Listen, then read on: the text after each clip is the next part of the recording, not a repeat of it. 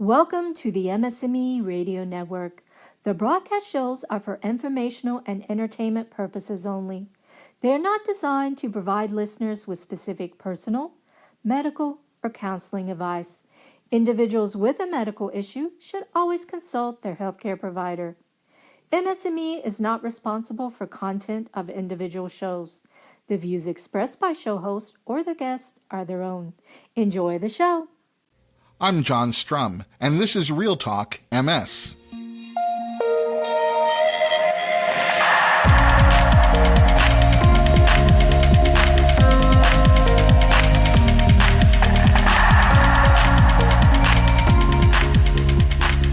It's the final day of July, and we have a lot to talk about. I'm thrilled to have as my guest today, Michelle Mitchell. Michelle is the CEO of the MS Society in the UK, and we're going to be talking about a report that I told you about in last week's episode of Real Talk MS. It was originally commissioned by the MS Society in the UK, and the title of the report is Improving Care for People with MS, the Potential of Data and Technology. This week, Michelle is going to take us on a deeper dive into what the report has to say, some of its observations, conclusions, and recommendations, and then we'll talk about what comes next, because this report labels its recommendations as action steps, and that in itself is a brilliant way to announce that these are recommendations that need to be implemented and not just discussed. So we'll talk about how those recommendations are going to translate into actionable next steps. But before we get to our conversation about how data, digital, and technology can improve care for people living with MS, there are a few other things that you should know about.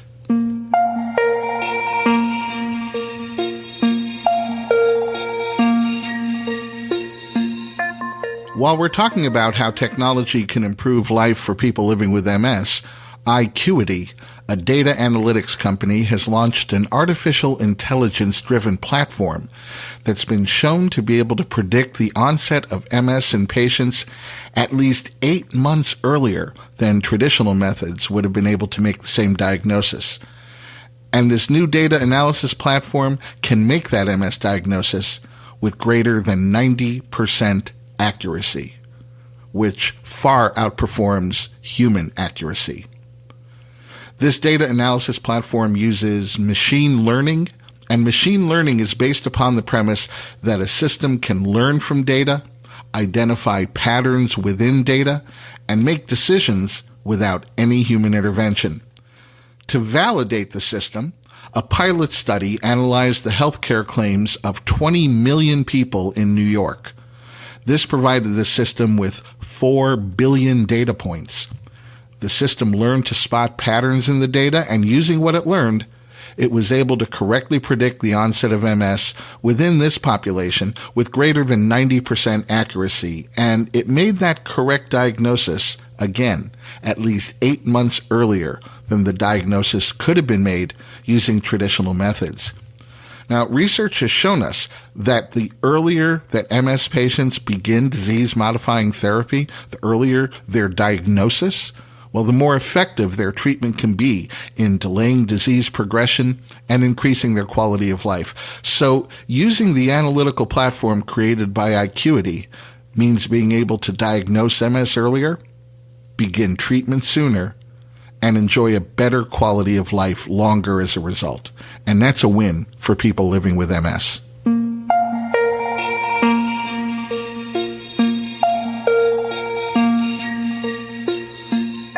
One of the things that we continue to follow on this podcast is what feels like an ongoing attack on the Affordable Care Act in the United States. As I've mentioned in previous podcast episodes, I try hard to steer clear of politics on the podcast, unless or until those politics stand in the way of people living with MS having access to quality health care. And that access really begins with being able to find quality health insurance. And as we've covered in some detail in previous podcast episodes, the U.S. Justice Department, representing the Trump administration, has gone to federal court and argued that the Affordable Care Act's protections for people with pre-existing conditions should be thrown out. If you'd like to drill down and get all the details about this, I invite you to check out episode 40 of Real Talk MS. Now, this case isn't going to be decided anytime soon, and no matter the decision, it's likely going to be appealed to the Supreme Court. But American voters are paying attention. The Kaiser Family Foundation just released its July tracking poll, and the poll shows that protecting people with pre-existing conditions is the top healthcare issue for voters, regardless of their party affiliation. In this most recent poll, 74% of Democratic voters, 64% of independent voters, and even half of all Republican voters said that a candidate's position on continued protections for pre-existing health conditions is either the single most important factor or a very important factor in their 2018 vote. And going a step further, 64% of the voters said they did not want the Supreme Court to overturn protections for people with pre-existing conditions. Now, I'll admit that not too many people pay attention to these polls, but our elected officials sure do. And these tracking poll results indicate that our elected officials are getting a pretty clear message from their constituents. If you'd like to weigh in and add your voice to this important message, you don't have to wait until the election in November. You can call the U.S. Capitol switchboard today at area code 202-224-3121 and ask for your representative or senator's office. Then remind them that removing protections for people with pre-existing medical conditions would plunge the health, financial, and emotional well-being of millions of American families into chaos. How do we know that's true? Well, because we've been down that road before, and it's going to be up to Congress to make certain that the rights of millions of Americans living with pre-existing medical conditions are protected. As I mentioned at the beginning of this segment, the Trump administration has gone to federal court and argued that the Affordable Care Act be invalidated and specifically its protections for people with pre-existing conditions be thrown out. So the National MS Society has joined forces with the American Cancer Society, the American Diabetes Association, the American Heart Association, and the American Lung Association in filing a friend of the court brief citing the devastating impact that millions of American families would face should the court invalidate the Affordable Care Act. I'll include a link to that legal brief in today's show notes.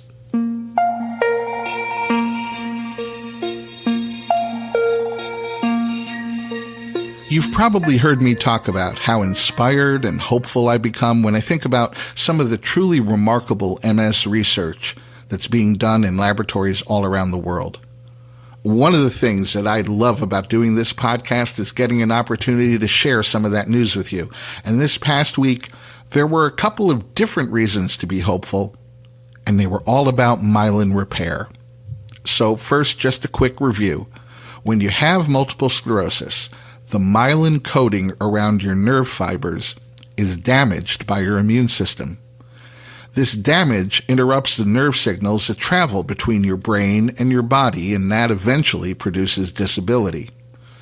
Now, early in the course of the disease, your body is able to naturally repair this damaged myelin, and that myelin repair is what leads to the recovery or remission in relapsing remitting MS. But for reasons we don't yet understand, your body reaches a point where it can no longer repair myelin. And that's when you start accumulating progressive disability. So myelin repair has been a very high priority and continues to be a very high priority for MS researchers. As a matter of fact, just this past year, the National MS Society awarded the Barancik Prize for Innovation in MS Research to Professor Robin Franklin, a research scientist at the University of Cambridge, for his work in expanding our understanding of myelin repair. Professor Franklin and his team focused on oligodendrocytes, which are the myelin-producing cells in our brain. These are the cells that are damaged by MS. Professor Franklin was able to identify a key factor in stimulating myelin repair called retinoid X receptors. Professor Franklin's team was also able to identify clues that help us understand why, even among healthy people, myelin repair slows down as we age. Now, since Professor Franklin published his research, researchers around the world have continued to move the ball down the field when it comes to understanding how to best stimulate myelin repair in people living with MS.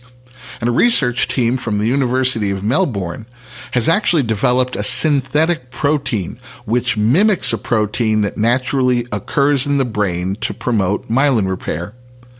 And this synthetic protein, called TDP6, has been able to initiate myelin repair in a lab model of MS. Given as a treatment after myelin has been damaged, TDP6 actually increases the number of myelin-producing cells in the brain, which leads to an increase in myelinated nerve fibers and improved myelin thickness. And while this is the first of many steps that have yet to be taken in the lab, TDP6 could serve as a basis for myelin repair and provide a viable treatment option for people with progressive MS. And as they say on those late-night TV infomercials, but wait, there's more. Researchers from my alma mater, Case Western Reserve University, have published a study demonstrating that myelin repair can be stimulated by blocking an enzyme that's used in producing cholesterol. But what's really interesting about this research is that the team looked at 20 other drugs that had been developed to promote myelin repair and found that all of them block the same enzymes. So drugs that have been developed in different laboratories by different research teams in different parts of the world all seem to have this same ability to block the same cholesterol-producing enzymes. And if this discovery withstands scrutiny, and there's a lot more work to be done there, it can help focus future drug discovery down a more specific path. So keep in mind these are initial results and more research will need to be done. They don't even anticipate beginning clinical trials here before 2019. But it's encouraging to see so much positive work coming out of the kind of fundamental research that will give scientists the insights necessary to finally solve the riddle of MS. I'll include links to both the University of Melbourne and the Case Western Reserve studies in today's show notes.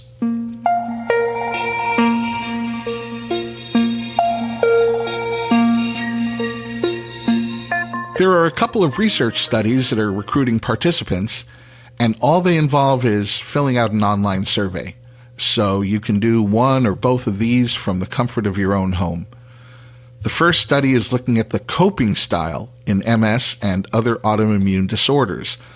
A researcher from the doctoral program in psychology at Midwestern University is investigating how your style of coping serves as a mediator for depression, anxiety, and quality of life when you're living with an autoimmune disease like multiple sclerosis.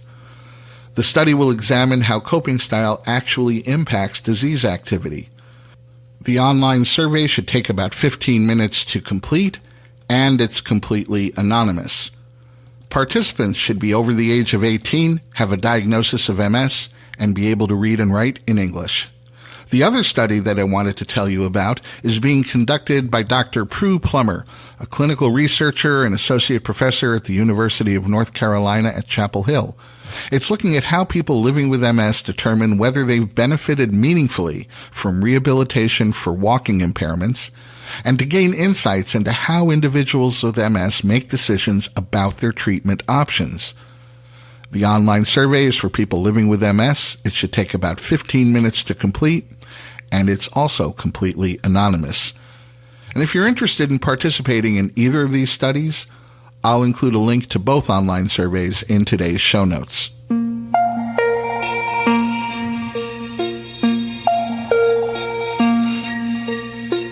How many times a day do you Google a subject or a topic or a person or an idea just to learn a little bit more about it?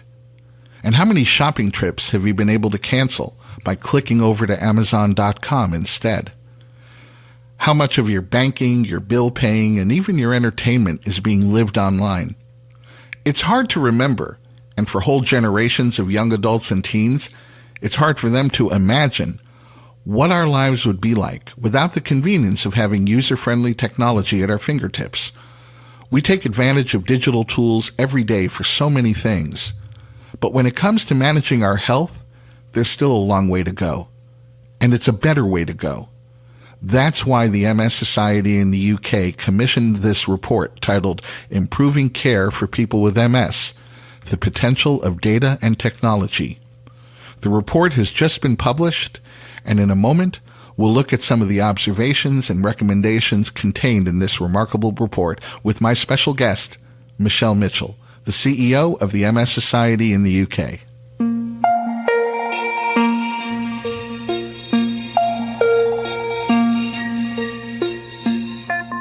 My guest today is Michelle Mitchell. Michelle is the CEO of the MS Society in the UK, and I know Michelle through her added role as a member of the Executive Committee of the International Progressive MS Alliance. And the reason that I was particularly anxious to talk with Michelle is because I came across this newly published report that the MS Society in the UK commissioned. The title of the report is Improving Care for People with MS, The Potential of Data and Technology. And if you're a regular listener of the podcast, then you know that I'm one of those people who believe that finding ways to leverage technology is one of the fundamental keys to creating a better quality of life, better state of well-being for people living with MS in the 21st century. So, Michelle, welcome to the podcast. Thank you. I guess we can start at the beginning. Why commission a report like this? What were some of the factors that drove you to tasking a team of experts to look at this subject? Well, the first perspective is, of course, people with MS in many ways are like anybody else. And what we've seen in the UK is that our lives have dramatically changed by technology, from how we shop, run our homes, interact with each other, access information, technology and data. And we've seen how that can empower us and personalise services that we use. But it's fair to say here in the UK, there is one aspect of lives of people with MS where the pace of change has been much slower, and that's their health and care. So we see websites like Amazon offer personalised recommendations based on previous purchases, yet people with MS often find themselves having to describe their case to new professionals from scratch because their case history has not been shared. Supermarket chains can track people's journeys through stores and use this metadata to rearrange their products and match that with what people are looking for. Yet in many parts of the NHS in England, people cannot say how many people with MS receive services in their areas. So the reason for commissioning this report from leading experts is because there's a big gap between the policy ambition and the real-life experiences of people with MS here in the UK. So I know when you were ready to do this, you turned to a group of experts. That group is the Newfield Trust. For people who may not be familiar with them, who or what is the Newfield Trust?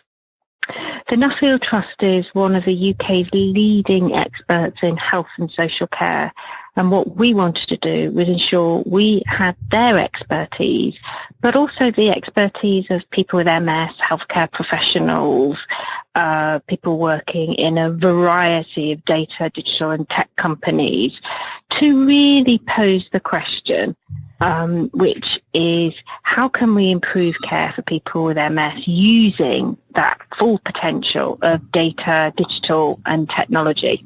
So I know the team looked at a lot of different aspects of data technology and healthcare delivery when they were putting this together. I know they reviewed the technology that's currently available to people living with MS. They thought about what more could be done with that technology, and they considered how data and technology can be better leveraged in the future to improve the quality of care. What are some of the insights that people are going to read about in this report? So our report articulates a vision of personalised, coordinated, empowering care for people with MS, enabled by effective technology underpinned by robust data. And a number of issues came through very clearly. First one, helping people with MS to take more control of their care. We want people with MS to be able to self-manage, to recognise the tools, MS-specific tools that are available, and to support them to use those tools to better self-manage their condition. So that's an important part. The second is having accessible and coordinated care. Technology-enabled services could and should allow coordination between the many professionals who people see, dramatically improving the currently complicated and confusing system of care and appointments, which often means people with MS have to repeat their story time and time again. The third area is improving access to right treatments at the right time. Because we found that both data and technology innovation could play a part in deepening our often poor understanding of prescribing practice, targeting the unwarranted variation that exists, and helping improve access to the right treatments at the right time, which of course can slow the progression of MS. So having effective MS register would be a stepping stone to robust and evidence-based prescribing practice. And then finally, using data to better meet people with MS needs. We find in the UK current data collection is patchy and rarely used to best effect. So we want to harness the power of data so that we have a much better and clearer view about the types of services that are being provided and how they importantly need to change in response to the needs of the MS population in local areas. Ultimately, this has to be about improving the experiences of people with MS, but also the quality of care and services that they receive. How do we go from a really, really important and eye-opening in some respects report to changes in public policy? I know the report breaks down many of its recommendations into action steps. So how do we put those steps into action? Well, we were very clear we did not want a report that sat on the dusty shelves of a library. Absolutely, we want to see how the steps that we recommend are taken forward, and they are taken forward by a number of people. The NHS here in England, healthcare professionals, charities and not-for-profit organisations, and we will work with each of those different groups to ensure that progress is made against the recommendations that we lay out very clearly, and so we can see whether we're on track to achieve the change that people with MS rightly are demanding. Well, I know this report is in some ways very specific to the UK.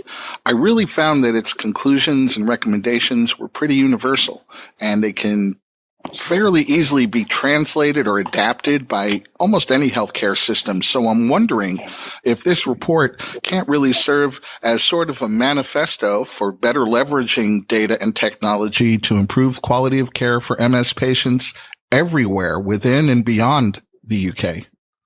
I think you're absolutely right, John. I think that has potential beyond the border of the UK, and I'm delighted that we're talking to the MS Society in the United States about what lessons we've learned could be considered and applied, and to other colleagues around the world. One of the strengths of the MS movement globally is we do come together as charities to share learning and experience, and I look forward to taking those conversations forward so that not only we have a great plan here in the UK, but we can learn from others and apply the learning from this report around the world. I'll certainly include a link to the report and to the MS Society in the UK in today's show notes. And I really want to recommend to my listeners that they download the report, read it over, and think about how some of the recommendations being made, these action steps, would actually impact your quality of life. I think if people read this over carefully, they just might get a glimpse into the not too distant future